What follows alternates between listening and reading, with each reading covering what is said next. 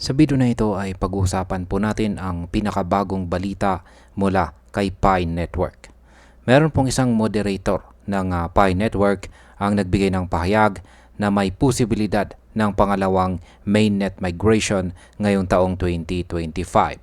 Ito ay may kinalaman po sa mga referral bonuses na hindi pa naililipat at sa mga balances ng users na bagong nakompleto ang kanilang KYC. Sa simpleng salita, marami pong pioneers ang umaasang mas maraming PiCoins ang magiging active at magagamit po sa ecosystem.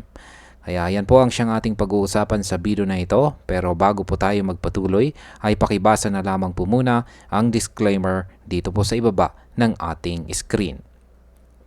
At ayan, simulan po natin sa ating pinakaunang katanungan kung bakit po mahalaga ang second migration dito kay Pi Network.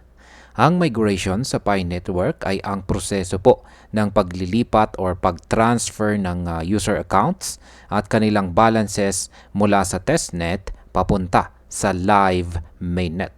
Ito ang nagbubukas ng totoong utility ng PiCoins dahil dito po maaari nang gamitin ang coins sa iba't ibang decentralized applications at saka iba pang mga serbisyo. Ang unang migration ang naglatag po ng pundasyon. Pinatunayan nito ang scalability ng network at dinala ang mga early adopters sa mainnet. Kung magkakaroon po ng pangalawang migration, mas maraming active wallets ang maaari pong maidaragdag at tatas ang liquidity ng Pi coins. Ngayon, ang posibleng epekto po nito sa presyo ay kung magiging maayos ang migration, maaari pong tumaas ang demand sa market dahil mas maraming coins ang magiging available sa mainnet. Ngayon ay ano naman po ang sinasabi ng mga moderator at saka community influencers. Yan, ibinahagi po ni Woody Lightyear, isa po siyang Pi community influencer na kinumpirma ng isang moderator na possible po ang pangalawang migration.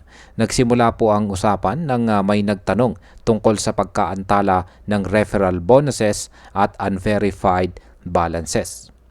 Ayon po sa moderator, kahit ang unang migration ay matagal nang nangyayari, may posibilidad na ito ay maisagawa ngayong taon upang hikayatin ang mga pioneers na manatiling active at magpatuloy po sa kanilang kontribusyon sa ecosystem. Ang posibleng epekto po nito sa presyo ay ang positibong balita mula sa mga moderators ay maaari pong magbigay ng optimism sa community na pwede pong magdulot ng maliit na bullish sentiment sa market. Ano po ang tututukan natin dito sa mga lawang migration na ito? Ayon po sa Times of Pi Network, ang second mainnet migration ay nakatuon po sa mga tokens na hindi pa naililipat. Kabilang po dito ang referral mining bonuses at balances ng mga users na bagong nakompleto ang kanilang KYC. Ang mga moderator po ng Pi Network ay may mas maraming alam kaysa sa kanilang ipinapakita. Kaya ang pahiwatig na ito ay nagbibigay po ng kasabikan sa mga pioneers. Ngayon ay ano po ang posibleng epekto nito sa presyo? Kung maayos po ang distribution ng mga tokens, maaaring maging maayos ang liquidity. Pero kung mabilis po ang release, may panganib ng selling pressure, lalo na po sa kasalukuyang consolidation price ni Pi na nasa pagitan po ng 0.3 at saka 0.40 na presyo. Ano naman ang mga indikasyon mula sa mga recent developments dito sa Pi ecosystem? Kamakailan lamang po ay nagpaalala ang Pi Core team sa mga users na i-enable ang two-factor authentication sa kanilang Pi wallets. Bagamat ito ay para sa security, pinalakas po nito ang hinala ng community na may nakaplanong malaking migration. Kasabay nito ay inilaunch ang Pi Hackathon upang hikayatin ang mga developers na gumawa ng decentralized apps para sa ecosystem. Ito ay makakatulong upang panatilihin ang demand pagkatapos po ng migration dahil magkakaroon po ng bagong gamit ang mga PiCoins.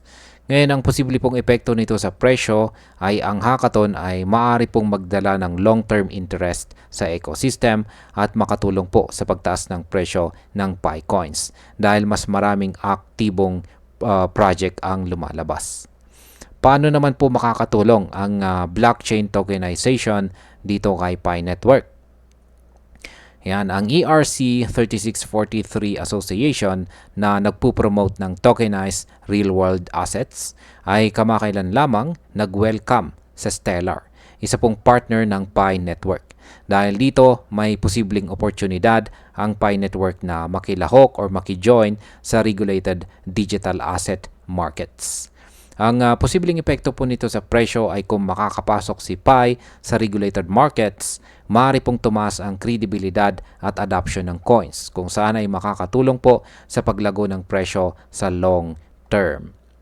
At bilang panghuling katanungan ay ano naman ang posibleng timeline? Yan, ang timeline at ang pag-iingat ng Pi Core team. Ayon po sa analyst, maaaring ma-delay ang second migration dahil gusto po ng Pi Core team na maging maingat sa pag-release ng tokens. Kapag na-release ang lahat ng tokens ng sabay-sabay, maaari pong magkaroon ng selling pressure at pagbaba ng presyo lalo na sa kasalukuyang price range. Kaya ang posibleng epekto po nito sa presyo ay maingat na pag-release ay ang maingat po na pag-release ay makakatulong sa pag-stabilize ng presyo at maiwasan ang malakihang pagbebenta ng coins. Yan, bilang panghuli, sa aking pong opinion, ang second mainnet migration ni Pi Network ay may malaking potensyal. Ayan, pasiglahin po ang ecosystem at maayos na ma-distribute ang mga referral bonuses at KYC approved balances. Gayunpaman, kailangan po ng maingat na planning upang maiwasan ang selling pressure at matiyak po ang stability ng presyo. At sa kabuuan, kung maayos po ang execution, si Pi ay maaring mas maging aktibo, mas marami ang mapapasali sa mainnet at mas tataas po ang demand sa kanyang coins. At ayan, hanggang dito na lamang po tayo sa video na ito mga ka-crypto. Marami pong salamat sa panonood. Ingat po tayo lagi at God bless po sa ating lahat.